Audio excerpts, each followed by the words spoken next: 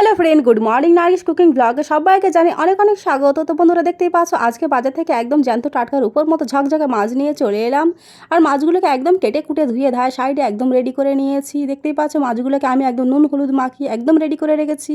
তো এবার আসে মাছগুলোকে ভেজে নেওয়ার পালা। এটা কি মাছ তোমরা অবশ্যই কমেন্ট করে জানাবে, আমি কিন্তু তোমাদেরকে বলবো না। তো বন্ধুরা, গাঁদাগুলো আমি তোমাদেরকে দেখিয়ে দিচ্ছি। মাছটা কিন্তু একদম টাটকা, একদম জ্যান্ত ছিল, সবেই মাত্র প্রাণটা বেরিয়েছে আর কি। তো মাছগুলোকে ভাজার জন্য আমি একটা বড় সাইজের কড়াই গ্যাস চুলার উপরে বসে তাতে দিয়ে দিচ্ছি সাদা তেল। তো আমি সবসময় কিন্তু সাদা তেলই ইউজ করে থাকি। তো তেলটা গরম হওয়া মাত্রই কিন্তু আমি মাছগুলো একে একে দিয়ে ভালোভাবে ভেজে নেব মচমচে করে। তো আমি কিন্তু মাছগুলোর এক পিঠ ভাজা হওয়ার অপেক্ষায় আছি। এক পিঠ ভাজা হয়ে গেলেই কিন্তু আমি পটাশ করে এভাবে উল্টে দেবো।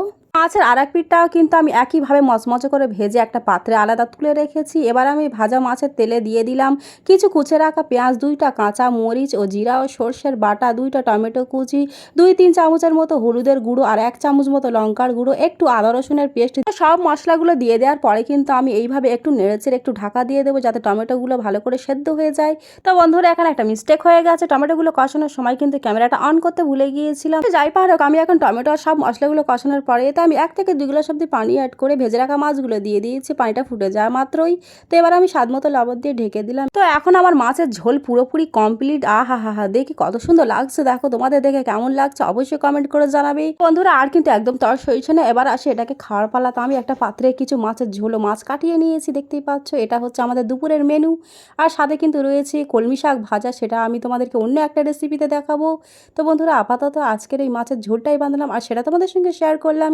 ভালো লাগলে অবশ্যই লাইক কমেন্ট শেয়ার করবে সবার কাছে, দাদা দিদিমা কাকা কাকিমা। তো দেখতেই পাচ্ছ এখন আমার শ্বশুরমশাই একদম দুপুরবেলা এসে হাজির।